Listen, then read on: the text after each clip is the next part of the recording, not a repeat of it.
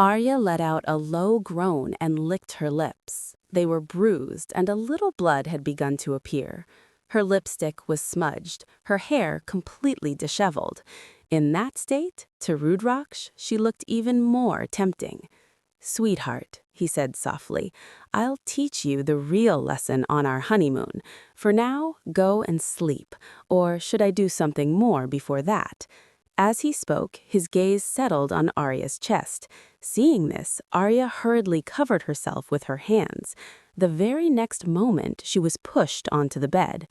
Seeing her fear and his own speed, a faint smile appeared on Rudraksh's lips, which he quickly concealed. The next day, Arya stood beside Rudraksh, trembling with fear. All the family members were present in front of them. The grandmother spoke cheerfully. "Now go, both of you, and come back soon with good news of making me a grandmother." Arya's mother-in-law stepped forward to hug her, but when Arya met her eyes, she fell silent. Arya thought to herself that for the first time she was remembering the strict grandmother as if she were Hitler. If she were here today, she would have to face this devil again, who never lets her go. "Let's go," Rudraksh said coldly. Both of them sat in the car, and the driver drove off. After some time, they reached the airport. Arya was stunned to see the Singhania family's personal jet standing there. She had never even imagined she would travel in something so luxurious. "Is this our honeymoon?" Arya asked hesitantly. "Believe it or not, sweetheart," Rudraksh replied, and moved ahead. Arya followed him, and soon both were seated inside the jet. Arya looked around excitedly at everything, while Rudraksh's eyes stayed on her. When the jet took off, Arya got scared and shut her eyes. "Is this your first flight?" Rudraksh asked. Arya nodded yes. Rudraksh returned to his laptop, while Arya looked outside the window, occasionally glancing at him. After some time, her head slowly rested on his shoulder. When he looked, Arya was asleep. He brushed her hair aside and murmured, "Sleep as much as you want, sweetheart. You'll need all your energy later." His breath brushed her ear, making her stir slightly before falling asleep again. A few hours later, Arya opened her eyes and found herself in a car. Rudraksh sat beside her, busy with work. Looking at the tall buildings outside, she realized they had reached Australia. She stepped out excitedly, admiring the view. After a while, they arrived at a small yet beautiful house, which would be their stay for the week. As they got down, a butler greeted them. Arya stared at the place in awe. There was a swimming pool outside and greenery all around. As soon as they entered, Rudraksha pulled Arya close and said quietly, "Get ready for your next lesson, sweetheart." Hearing this, Arya felt fear rise within her.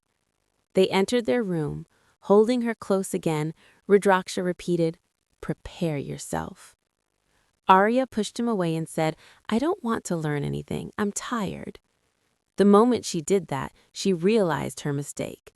Rudraksha's expression changed instantly. "Oh, you're tired," he said coldly. "I'm tired too. I want to sleep. But I always bathe before sleeping. It's a habit. Since I'm exhausted, I don't feel like moving my hands, so why don't you bathe me today?" Arya stared at him in shock. "What are you saying?" she whispered. "As my wife, serving your husband is your duty," Rudraksha replied firmly. "Do as I say, or I'll bathe you myself." Arya didn't want to, but fear kept her silent. Holding her hand, Rudraksha took her to the bathroom. Biting her nails nervously, Arya wondered what would happen next. "Take off my clothes, sweetheart," he ordered. Fearfully, Arya obeyed. Every time her fingers brushed against him, she felt a strange current run through her body. Somehow, she managed to unbutton his shirt. Leaning close, Rudraksha whispered into her ear, "Scared already, sweetheart? Who will take the next step?" Arya's hands began to tremble, sweat forming on her forehead. She knelt in front of him and started undoing his pants. "Hurry up," Rudraksha said, "or I'll do something else. Seeing you like this is making a part of me restless." Arya's cheeks burned. She shut her eyes, pulled his pants down, then stood up quickly, breathing heavily. She just wanted it all to end. She guided him under the shower, turned it on, and stepped back. Rudraksha suddenly pulled Arya into his arms, and the water from the shower drenched them both. Her sari clung to her, and she quickly tried to step back, her heart racing. He watched her quietly, his gaze intense but unreadable. "Sweetheart," he murmured. Nervously, Arya picked up the soap and began applying it to his back, her fingers trembling.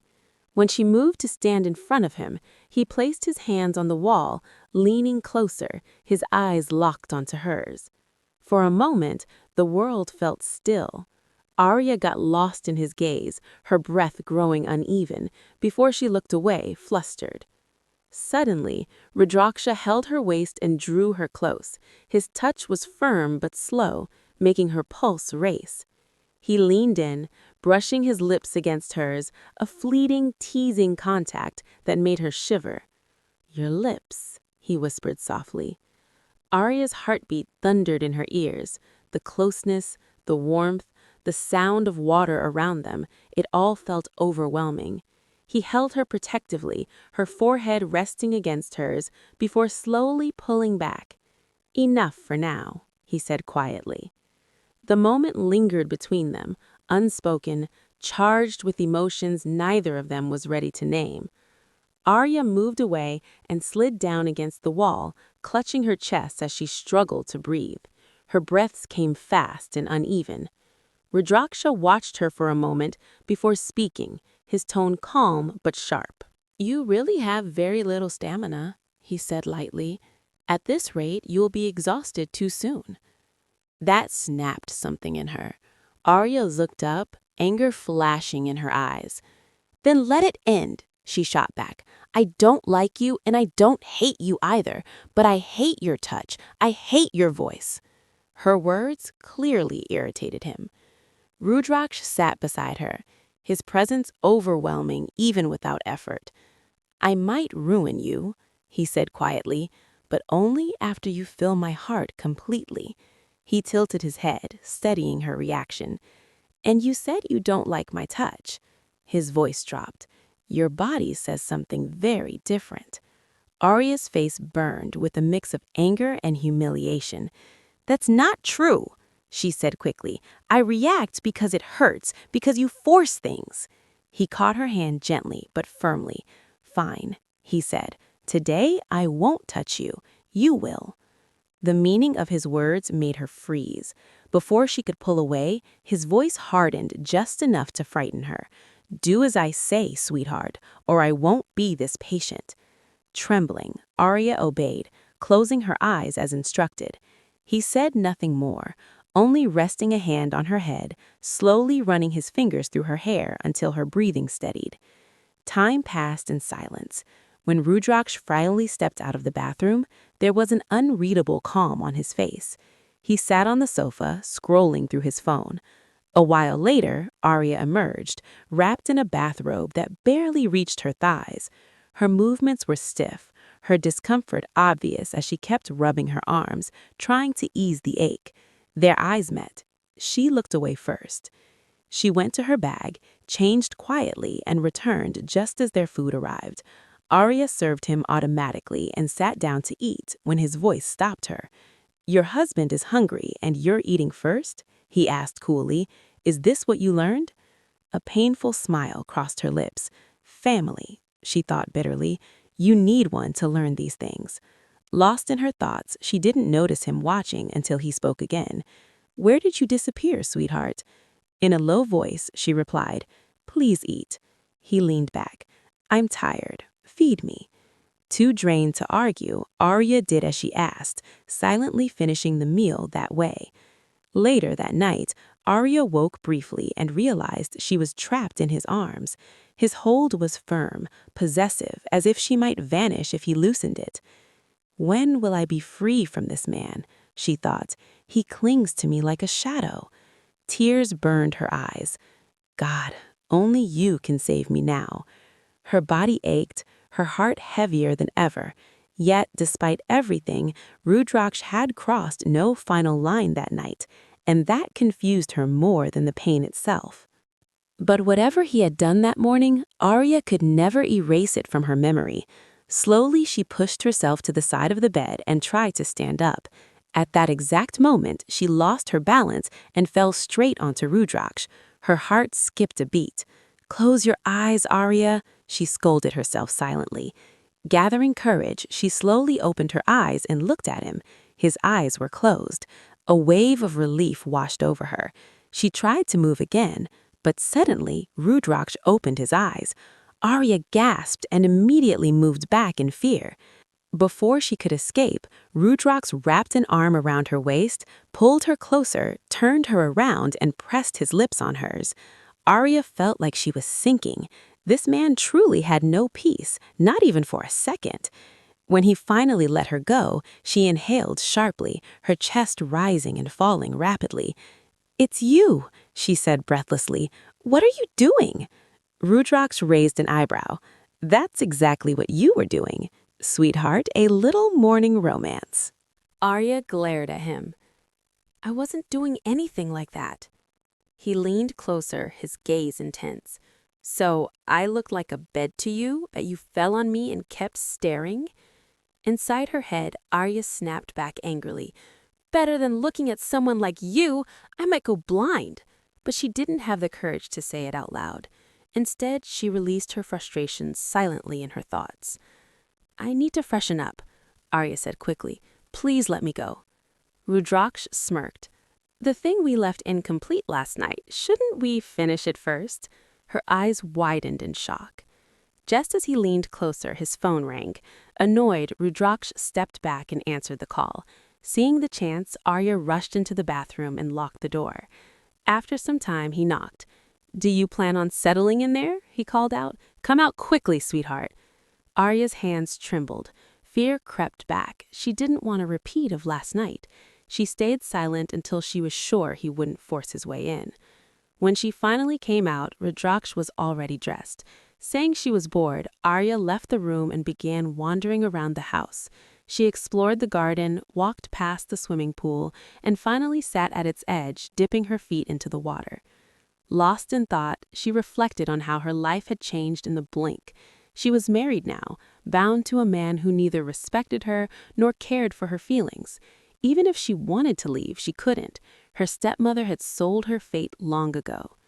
Meanwhile, Rudraksh's car stopped outside a famous hotel. The driver opened the door respectfully as Rudraksh stepped out ready to handle business. In the VIP lounge on the top floor, two men were already seated. As soon as Rudraksh entered, both stood up with wide grins. Vihan rubbed his eyes dramatically.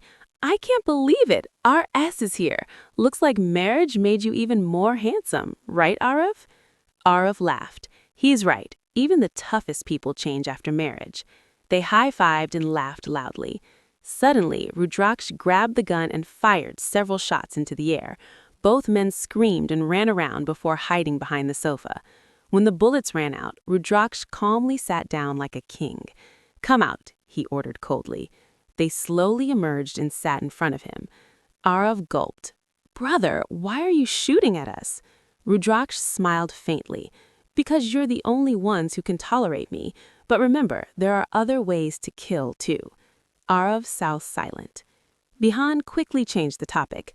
"So what are you doing here? You should be with your wife. It's your honeymoon after all. And your wife is very beautiful." Before he could finish, Rudraksh picked up a knife from the fruit basket and slammed it down dangerously close to Bihan's fingers. Bihan screamed and pulled his hand back. Sorry. I won't talk about your wife." Rudraksh nodded. "Good. Now tell me, what happened in the meeting?" Arav turned serious. "Mr. Wilson refused the deal. You'll have to step in." Rudraksh's eyes hardened. "Fix my meeting with him." Vihan immediately called his assistant. Within minutes, the meeting was arranged. Later, Arya arrived at the location Ilana had mentioned. Her eyes widened at the breathtaking view. It was a restaurant surrounded by colorful, flowering plants, built around a massive swimming pool. Tables were arranged in the center, connected by wooden walkways over the water.